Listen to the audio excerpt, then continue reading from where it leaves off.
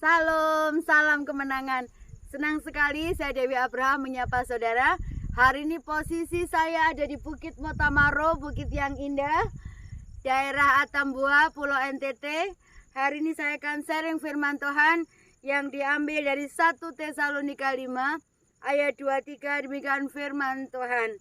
Semoga Allah damai sejahtera menguduskan kamu seluruhnya, dan semoga roh, jiwa, dan tubuhmu terpelihara sempurna dengan tak bercacat pada kedatangan Yesus Kristus Tuhan kita. Jadi firman Tuhan hari ini adalah kesehatan yang sempurna. Surat ini ditulis oleh Rasul Paulus, seorang hamba Tuhan, untuk anak-anak rohaninya yang ada di Tesalonika. Ternyata kehendak Tuhan dalam hidup kita bukan hanya tubuhnya yang sehat, tapi jiwa juga harus sehat, dan yang paling utama rohnya juga harus sehat.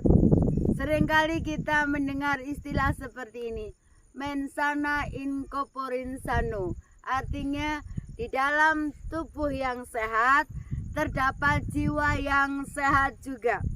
Yang Tuhan mau dalam hidup kita memelihara kesehatan tubuh kita, menjaga kesehatan jiwa kita, dan menjaga kesehatan roh kita. Mengapa kita harus menjaga kesehatan tubuh kita? 1 Korintus 6 ayat 19 sampai 20 catat gini. Tubuh kita adalah bait Roh Kudus yang harus dijaga kesehatannya. Dengan cara apa? Tetap menjaga pola hidup sehat. Sekarang ini saudara, kita ini dihadapkan pada kemajuan zaman yang membuat kita kadang-kadang terlena, membuat kita maunya semuanya instan dan hidup bermalas-malasan. Sekarang ini kita bisa tonton TV pakai remote, tidak usah bangun dari tidur kita. Kita bisa pesan belanjaan sambil tiduran. Ini kan membuat kita menjadi pribadi yang malas. Yang Tuhan mau hidup kita sehat, tetap kita harus jaga dengan apa? Dengan pola makan yang sehat, dengan tetap berolahraga. Saudara, apapun yang kita konsumsi, belajar pikirkan dampak yang akan kita terima dari apa yang kita makan.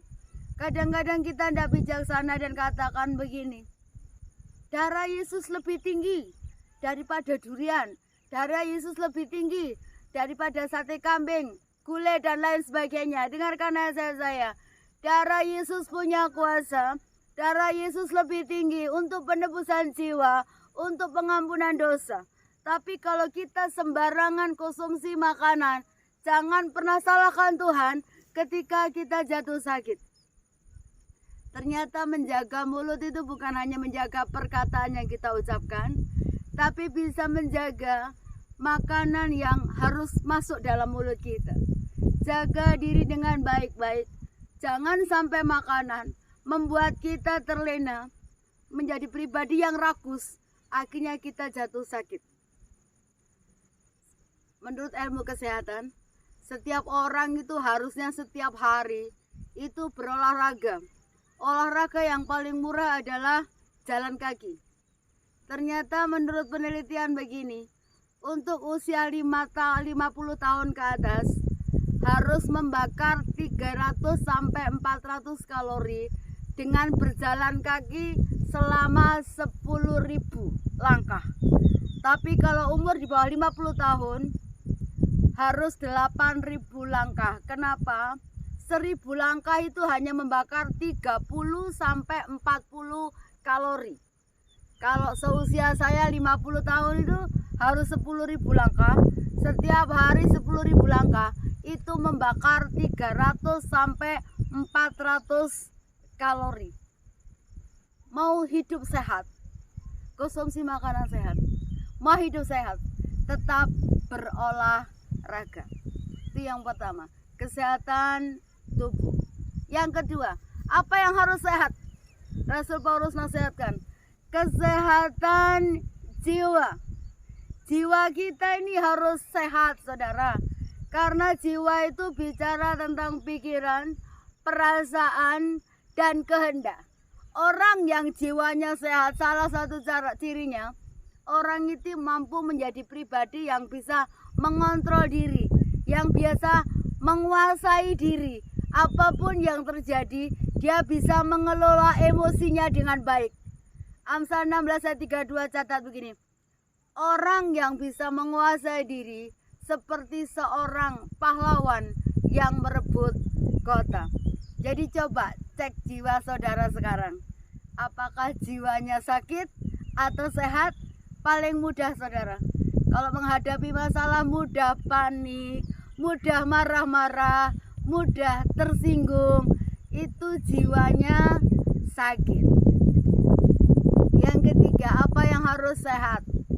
Ternyata yang harus sehat adalah roh kita. Bagaimana cara roh kita sehat? Menjalin hubungan yang baik dengan Tuhan maupun dengan sesama. Kalau mau roh kita sehat, intim dengan Tuhan. Banyaklah berdoa, banyaklah bersekutu, banyaklah membaca firman Tuhan. Otomatis roh kita mendapatkan makanan rohani yang sehat, mendapat asupan rohani yang sehat.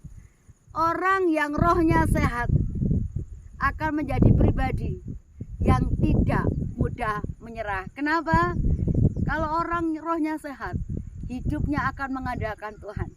Kalau rohnya sehat, hidupnya akan mengandalkan kuasa Tuhan. Jadi, dalam hidup ini, perhatikan 3 hal penting.